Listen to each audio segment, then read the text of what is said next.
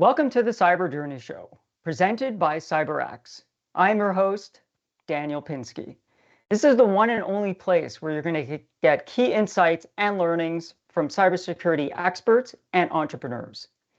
We look to our great leaders to show us how to act and how to behave. My goal is that by sharing their experiences and their learnings from their journeys, well, we can apply those to ours and grow not only as individuals, but as a community. Our featured leader today was named one of the top women in cyber by IT World Canada. She was also named as a woman to watch by Risky Women. She's over 2 decades of experience working in multiple industries and currently serves as a CISO. So let's meet my friend and soon to be yours, Maggie Calle. Maggie, welcome to the show. I am elated that you're here. For those who don't know, Maggie and I we're ex-colleagues. We worked together at a large financial institution for years and years. So for me, this is just getting reacquainted with an old friend of mine. So welcome to the show, and I'm very, very happy you're here. Thank you. I really appreciate the invitation, and I look forward to this discussion. Awesome. So when I look at your career, it is a career that expands over 2 decades. Somebody that started as a part-time professor for Java web programming, and over the course of those 20 years, has worked up to now where you're VP and CISO of an organization. So it's quite a trajectory. And over the course of that career, I've seen somebody who continue to seek positions of more authority and more responsibility. So over the course of that journey, maybe share something that you believe about becoming successful that other people might not know about or might even disagree with.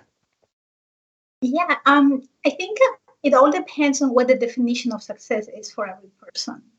So for me, it's about being successful. It's about being recognized as a leader in the industry in cybersecurity, especially given that I'm, clearly a minority and a woman.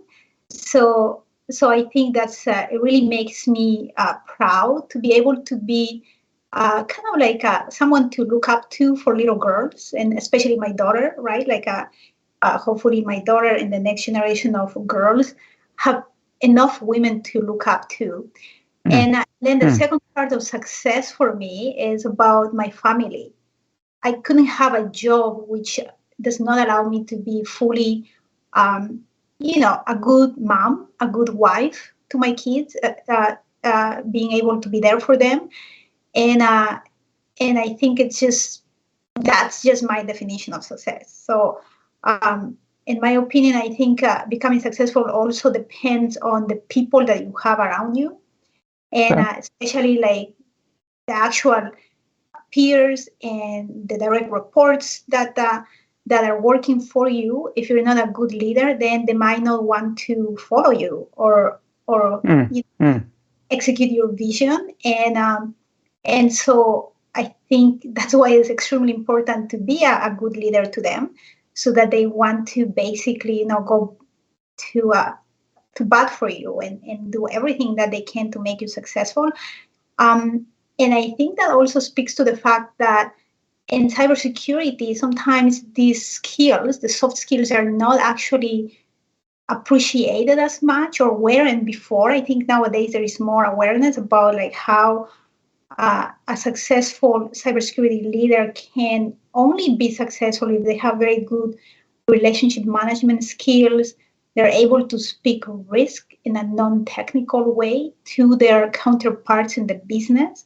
They're able to make a business case for why the risk needs to be mitigated and how that's actually going to make the organization competitive. So to me, it's a combination of having a good balance of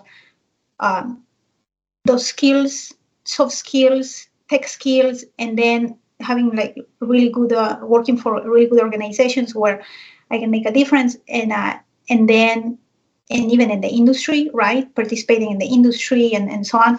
And then the other part, absolutely my family, how I can be a good mom, a good wife, and everything else that comes with having a family. Not everyone has a family, by the way. others can choose whatever else they're, scuba diving. But to me personally, that's why the definition of success is just so different for everyone. Wow. So you said a lot in that answer, and I'd love to unpack some of those things. So one thing you said a lot about was about leadership and how important leadership is to you and how important it is to be a good leader to those that you lead. So as somebody who obviously cares a lot about being a good leader, like what do you do on a day-to-day basis to continue to grow yourself, in the area of leadership? And like, what are the things that people who are maybe younger in their careers should be focusing on so they can level up and become that typical prototypical leader that they want to be and emulate?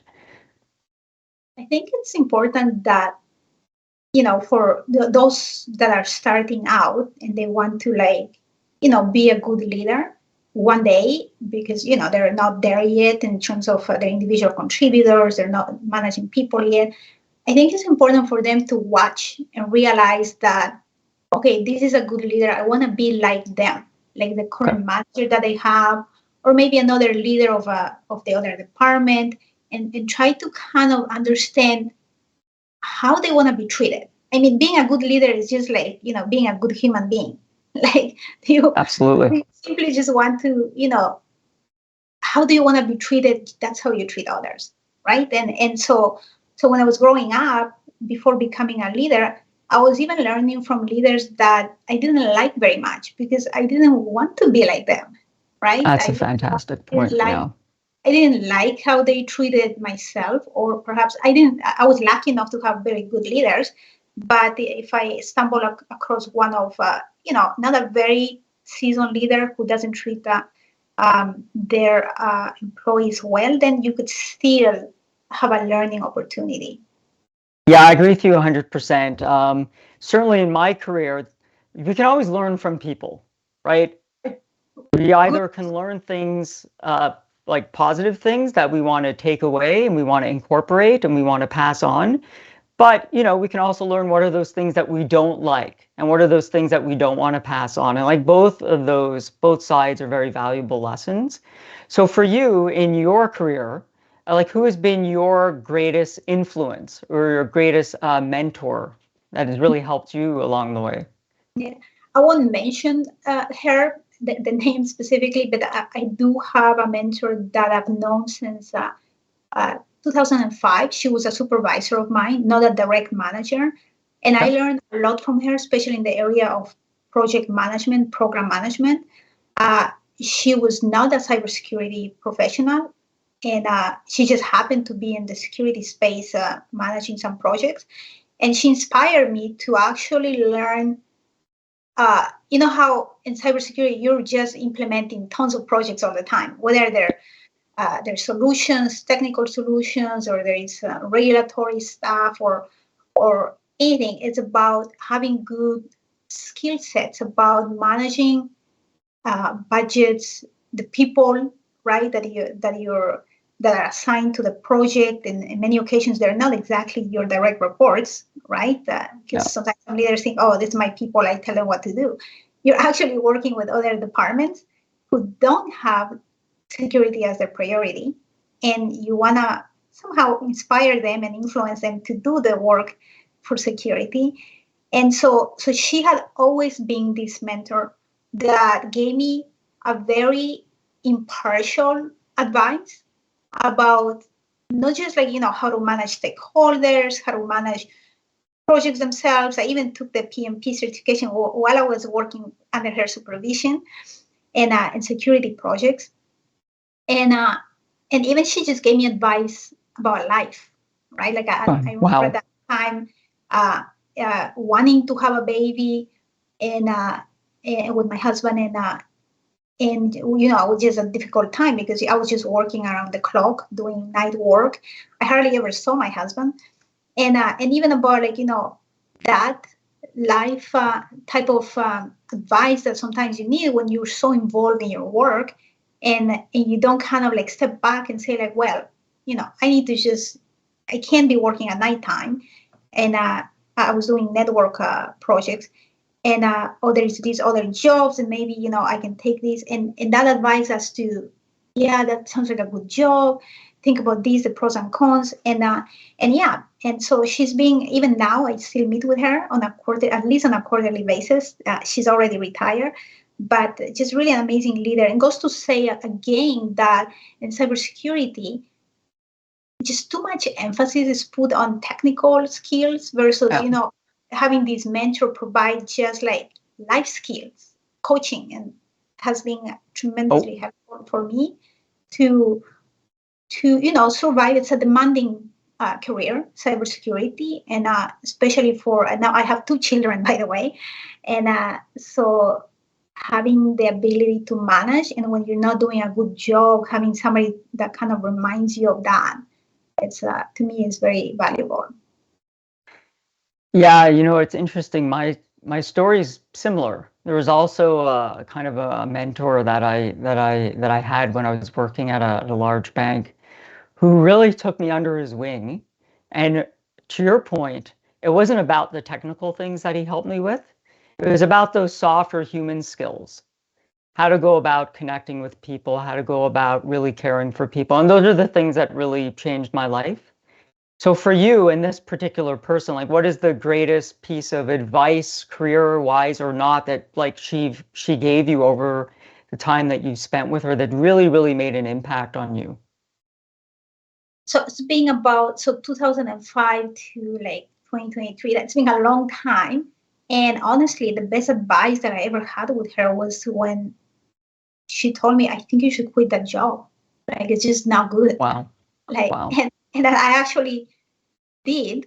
And things just, started to kind of fall into place and so on, where like that person needs to be able to give you advice that are hard decisions to make for yourself, where you're thinking like you're not wanting to accept that the situation is not working, and then like it's just completely overtaking your entire life.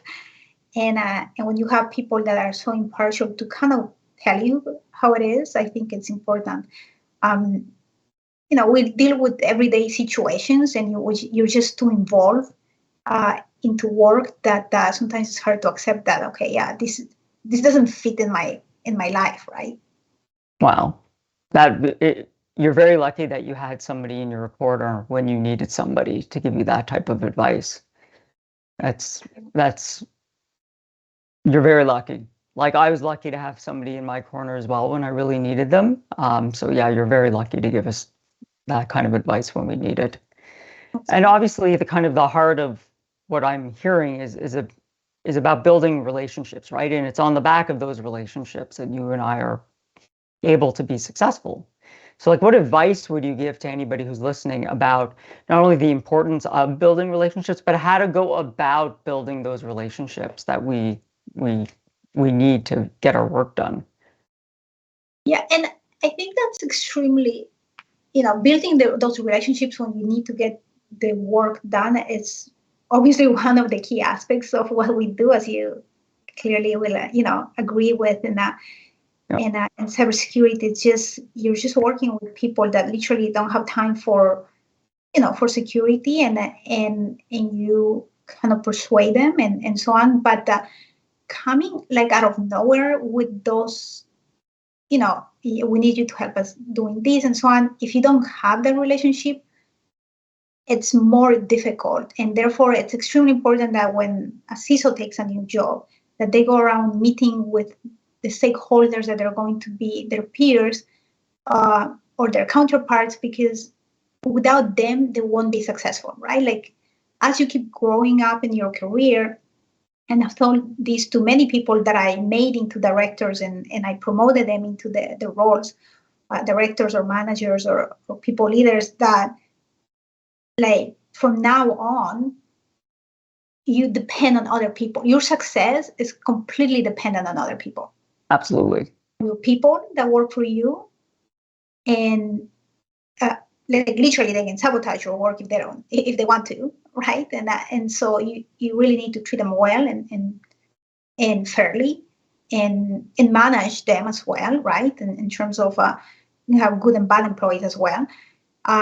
And then, so building those relationships with your people, extremely important. Then going out and building the relationship with the others. If you come in a new organization or take on a new role, understanding who are the key influencers of your role that you're going to depend on, and having one-on-ones with them, like literally just starting with an introductory meeting where you start building that relationship. And when you go there, I think for me, especially, it's being about learning to truly listen. And I've always found that from you, Daniel. You're like an extremely good listener. That's it, ever since the days that we worked together. And so to be honest, it's a skill I've really had to work on in my career. But I agree with you, the importance of really, really listening, not listen to just figure out what you want to respond or how you want to respond, but actually listening to what the person is saying. It really is paramount to building relationships. It is. And I know you're pretty outspoken as well, and I am as well. And it's a hard skill to build.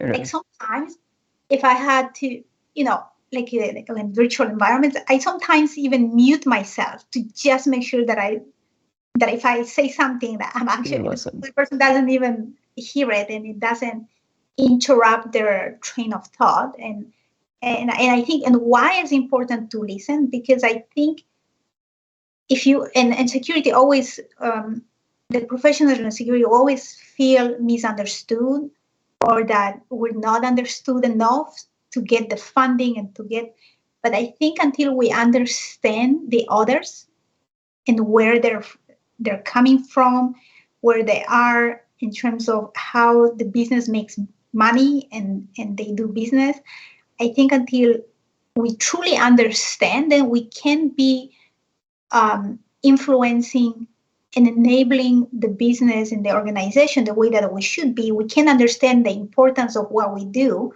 and how we can be a contributor to those goals of those people that, essentially have the funding and the money and they're running the business, right? Like security is not running the business. We're supporting and enabling the Absolutely. business. Yeah. And so until we kind of shut down, listen, understand, and then we can start contributing, I think we couldn't build a good relationship if we just come in thinking or assuming that we already know where they are, what their issues are, what their like we can't make that assumption. And that's why it's extremely important that we just listen in those initial stages of building that relationship with the others that we're going to be working with. Yeah, and it's interesting you say that. Like one of the techniques that I've tried to employ more and more over the last several years is, if I'm in a meeting with people at various levels and I happen to be one of the more senior person in the room, I will on purpose not say anything and go last on purpose to ensure that everybody else gets their voice out. Because sometimes if somebody who is more senior in a meeting speaks, a lot of time other people will just fall in line or like want to agree with that person, but it doesn't give them the opportunity to voice their opinions and their ideas, which are obviously very valuable for an organization, right? So it's like one of the things that I do. It's like you're biasing their thinking at that point. Exactly. Right? Yeah, no, absolutely. I agree with that. Very good technique as well that I should practice more. So it's a growth opportunity. Yeah, there you go. But yes, I think people do tend to get influenced by other, like groupthink, right? And I think it's important to kind of make them work through, getting or arriving to some sort of conclusion that's somewhat aligned to yours, but having them actually work on it themselves. Yeah, absolutely. I completely agree with you. So I'd like to shift a little bit. Obviously, as you've gone through your career, which I said spans multiple decades, tons of experience there, like a lot of good things that have happened to you. But along the way, we stumble and we fall and there's failures. And one would hope that we use those falls as an opportunity to learn from them, right? And then to move forward better, to reflect and then move forward. So what are maybe some of those, maybe an example of a time in your career where you did stumble and you did fall, and kind of how did you take that experience and learn from it to allow you to come back better? Well, I'm perfect, Daniel. You never make mistakes. I thought you were going to say that. I'm obviously kidding, but so yeah, like I think in security, I can kind of relate more back on my developer days, where when and it's easier to like kind of be a good developer, I think, nowadays. But like I was a developer since 2008 and to 2005, which is the time when I moved strictly into security. And so like coding and things like that, you just code and then you have your automated tests and then you'll see like your mistakes and then you fix them. Yeah. And then you try to never make them again, because then you're like, you have or create like some sort of function that takes care of that, and you're always kind of putting your code through that function, and then nice. So kind of hard to make mistakes, even though back then, right, like I was doing web development and encryption modules, and it was hard to find everything on Google at the time as well. Actually kind of making up the top 10 OWASP at the time, because they didn't exist yet. And so like a lot of research, I was just lucky always to have the ability to to research and learn and so on. And so yeah, I can think about those mistakes, right? That you kind of, as a developer, you make them, but you test them, then you fix them, and it's just like an endless cycle, and then you release it to production. And then moving into security, I still think it's kind of hard to make mistakes, and you're technically not really in the business of kind of being making careless mistakes. You're actually rather in the business of making tough decisions. Like, I mean, interesting. It won't be a surprise for like somebody like you and me to know, like, if you don't have EDR, you're very likely going to have, and you don't have very good security, and controls missing, you're very likely going to suffer some sort of attack, right?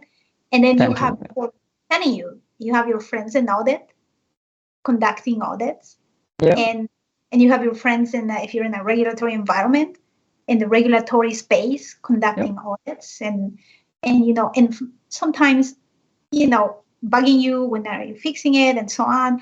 And so it's kind of harder and harder to make mistakes as a security professional, because you have all of these sets of not only you have all of these checks and balances, but you also following frameworks, explicit frameworks that tell you should have this, that, and that. And it's like, so it's extremely hard to make mistakes. What we're subject to is about not making the right decisions or the right prioritizations, or not having the ability to communicate and persuade, I guess, the folks that handle the money and the budgets to get you the budgets to do that. Like, I honestly don't think that a lot of the people and the companies that are breached are all surprised at all. They would have known that, we weren't rotating the keys. Oh, we heard that breach. So I think throughout my life and security, I do a lot of research. I do try to understand how somebody else was hacked. I try to learn from other mistakes, other people's mistakes. And in reality, as security professionals, if we're in the right environment where the organization is supported, if you're identifying the risks and the deficiencies, and you're always, getting supported in terms of budget to get that fixed, then it's kind of harder to make mistakes, right? And that are blatant mistakes where you just didn't know. Oh, I didn't know that, you should have these IDS, IPS. I didn't know that.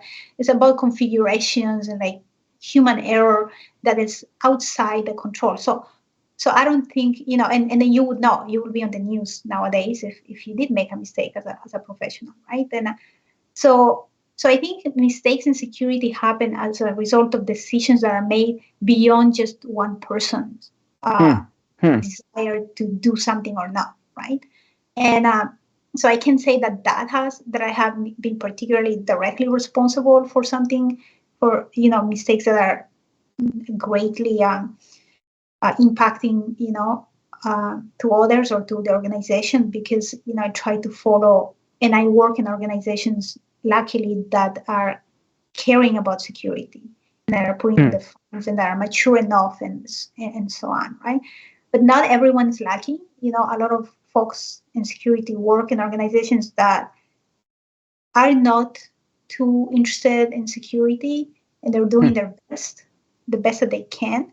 And eventually those mistakes are costly, right? So, but yeah, I think that's my point of view on security mistakes. But like small mistakes, I did have one time when I transferred to security department, that one of my peers was doing penetration testing on an application that I had built, some components, and he comes so happy. And he's like, "Maggie, I found a mistake you made." I'm like, okay. I'm like, "What? Show me." Just opens his laptop right there. Look, the encryption algorithm, you didn't use the right one. And I'm like, oh, this is like a couple of years ago. Yeah, that was deprecated, but I no longer work in that department. Like, people should have upgraded the algorithms. And he's like, oh yeah, but I saw the comments are really great and your name was there. So I knew how to come and let you know. I'm going to get it fixed. And I was like, oh, great. You hit on something which I thought was interesting. You kind of hit on that,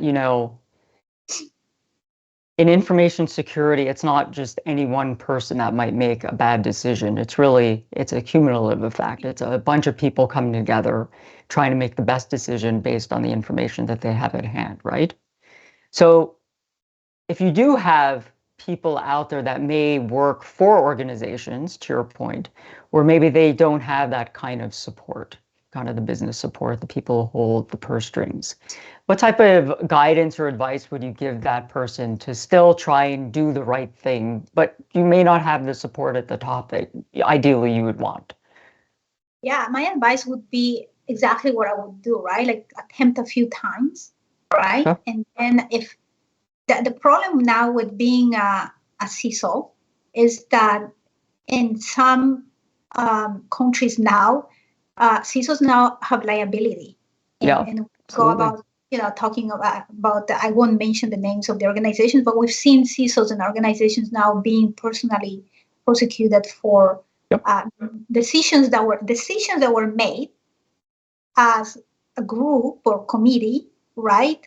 Where we are not certain if that person kind of stood up and their job was on the line, right? And maybe or maybe not, they did not, stand strong enough against that committee or group of decision makers to say that it's not the right decision.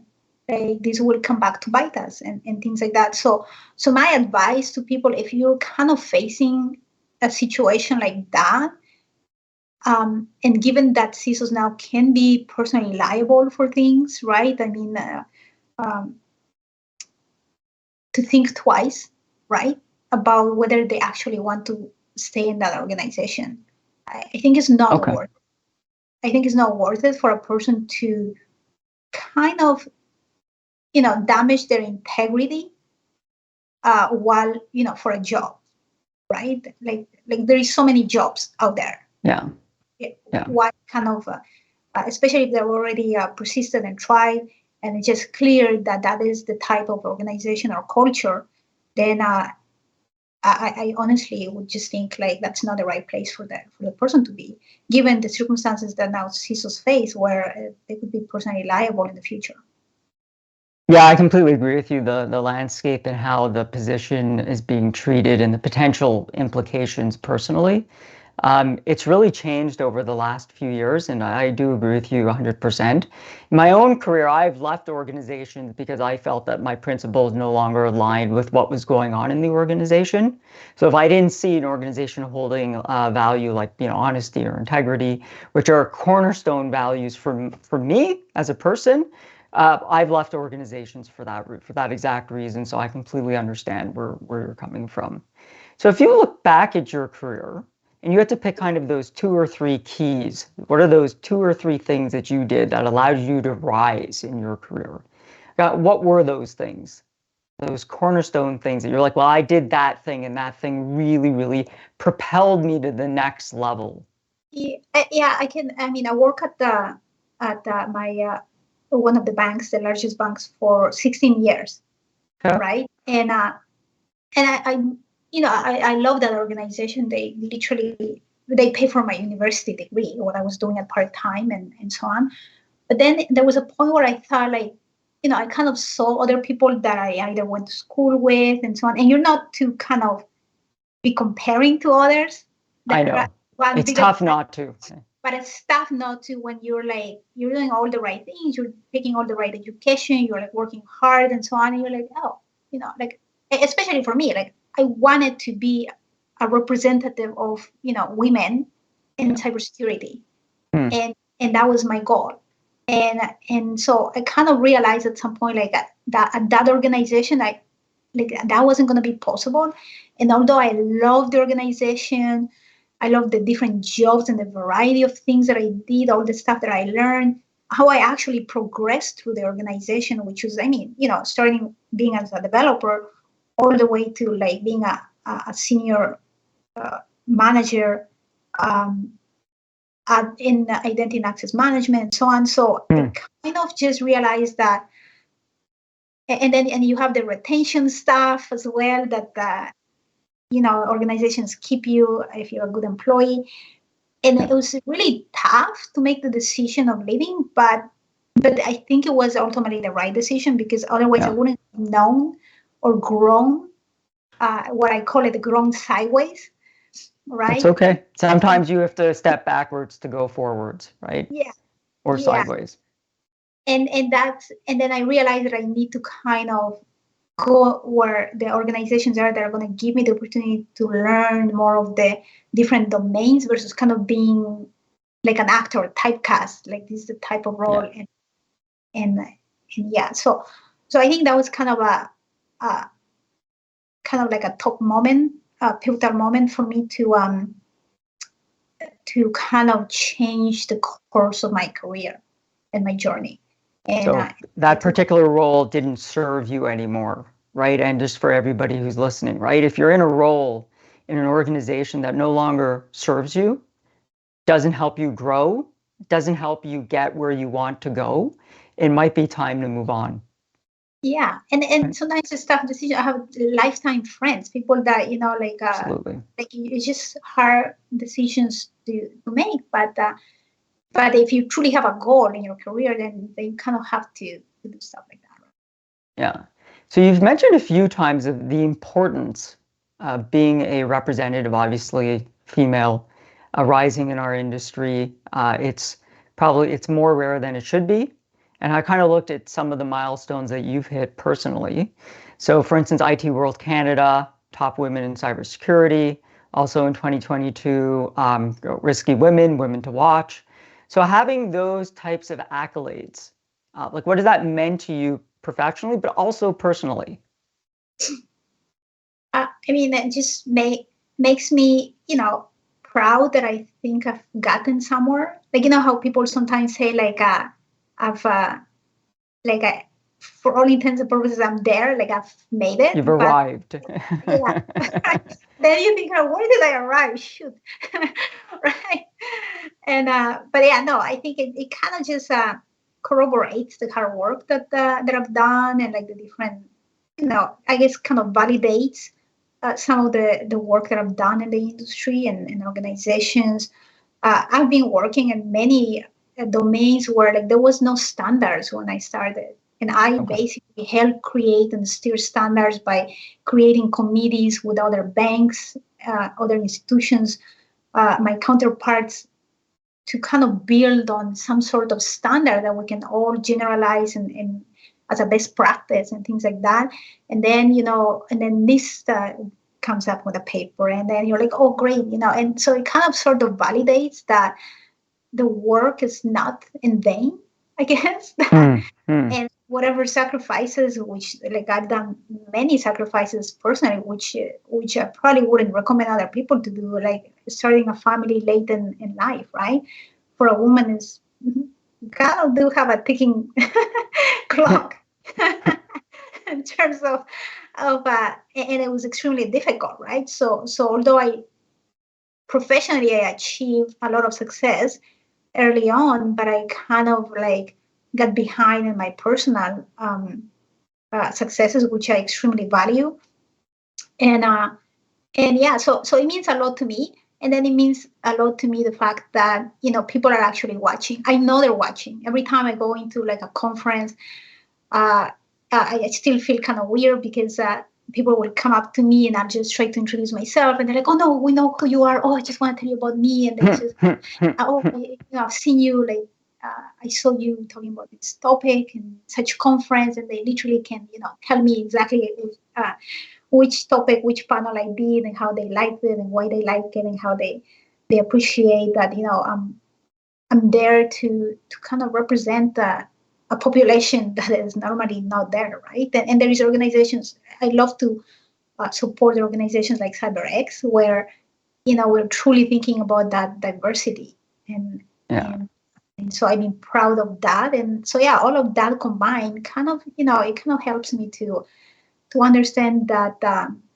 doing those little things beyond just the work or, sometimes the small sacrifices in terms of interfering with the family balance, it kind of pays off potentially for making a change for the next generation, right? Like I wish my daughter, when she goes to work, like it's just kind of an equal situation. Yeah, I mean, it's obviously somebody who's more of a spectator. Like you do a fantastic job of kind of being that representative, and kind of some of the things that you've done in the space, I think for women and just the industry have been, it's appreciative from somebody who's looking at what you're doing from a career point of view, and you should be very proud. And so all the people that may come up to you like, oh, we know who you are, Maggie, it's well deserved. And you represent very well. So definitely thank you for doing that. It helps everybody. Thank you, appreciate it. And so let's start to wind things down a little bit. So if you were meeting somebody younger in their career, maybe a college graduate, somebody who's been in the industry kind of maybe a year or two, what is that one piece of life or career advice that you would give them that would help them along the way?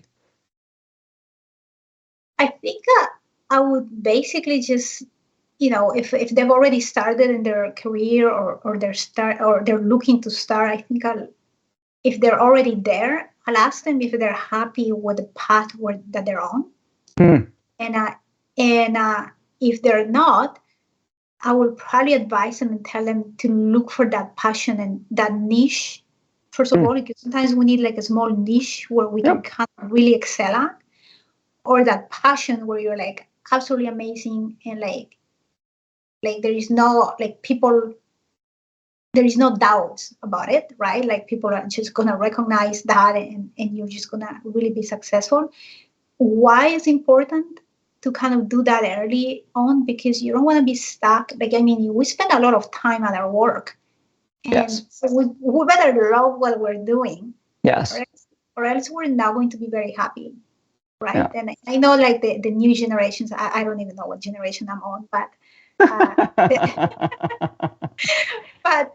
the new generations, right? Like they have all of these new jobs that they do, like YouTubing. Like literally, you ask any kid, they want to be a YouTuber nowadays, right? And like in reality, like YouTubers can make a lot of money. Cybersecurity can make a lot of money. It is some dedication, and many jobs are more demanding than others. But I think it's trying to align who you are as a person and how you can kind of tap in wherever it aligns the best in security with you. There is such a big range of security jobs nowadays. It's not like when we started, right? Like, it's very specific and very technical. Now there is like more communications and so on. So like, I would advise them to just really make an inventory of who they are as a person and how those align with the many skill sets that are required in the different jobs in security, and pivot to those that are more aligned to them, because they're going to be doing this for the long term. They really need to love what they do. And if they don't, there is nothing wrong with actually leaving Absolutely. cybersecurity and going and doing other things that might be more aligned with the person that they are. Yeah, I agree 100%. And kind of, I say something very similar. We're blessed that our industry is, I mean, it's to your point, it's quite wide, right? There's so many different domains. There's so many areas that you can focus on. So kind of to find that one area that really speaks to you, where your passions lie, and like figure out what that is, especially when you're earlier in your career. Like that's where you should spend some time and to grow and develop as a person and professionally as well. Yeah. So what is one book that you would recommend and why? I honestly always give the exact same book. I have been asked. Let's hear it. What's the book? the seven Habits of Highly Effective People. Great book. Great book. Right, and now they have the new ones. I actually was looking into the one for kids, the 7 Habits of Highly Effective Teens, the 7 Habits of Highly Effective Kids, which is illustrated. I'm actually planning to buy those for my kids. But I mean, some of the things that I do by nature now, right? But it's sometimes a skill set that I learn. Like talking earlier about you and me, like, really trying to listen actively, right? That's definitely a skill set that you can learn. And Stephen Covey makes a big kind of like, case for like seeking to understand. Exactly. It's one of his principles.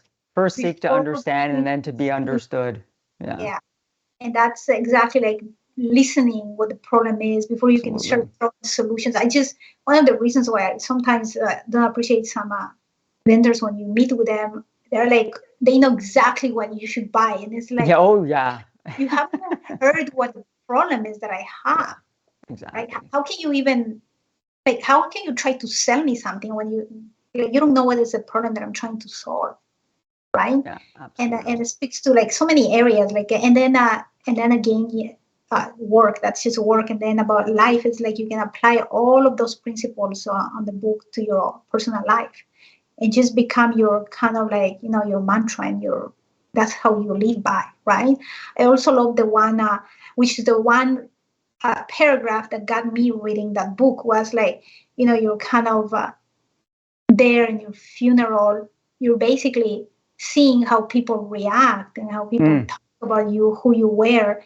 And it's like, kind of start anything you do with the end in mind. That how do you want to be remembered by? Absolutely. What's the legacy you want to leave? Good human being, where people are going to come to your funeral and like, really celebrate your life, and even, celebrate your life, be sad about that you're gone, remember the good things that you did, or just like nobody is even going to show up there because you just weren't a very good human being. Yeah, it's great advice. It's around like, what is that legacy that you want to leave, right? And if you want to leave a legacy of a good person, somebody who's honest, somebody who had integrity, somebody who is transparent, that you've got to live that way every single day, right? It's about doing that thing every day. And that's what allows you to build that legacy of the person that you want to leave, right? So yeah, really, really good advice.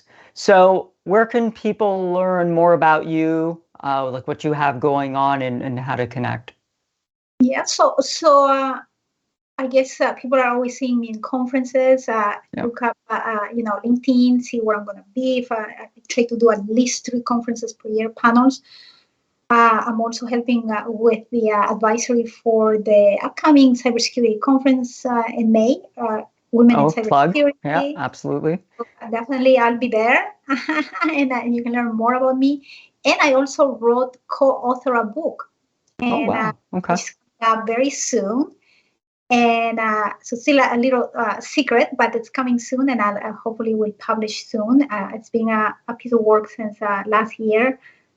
20 co-authors of women pushing the boundaries in science and technology. So I have a small chapter there, but speak about some of the issues that I see in security, how as leaders we need to stand up and lead the way into creating a much better work environment for the current generation of cybersecurity professionals and obviously the next generation of professionals. Well, so on that note, thank you for coming to the show. We appreciate your knowledge, your wisdom, and your truth. We appreciate what you do, and we'll certainly be looking at your career years and years, I'm sure. So thank you very much. Thank you so much, Daniel. I always love talking to you. It's so calming and so so passionate, such a passionate leader in security as well. So I wish you all the best, and let's keep in touch. Thank you. Perfect. Thank you. Bye.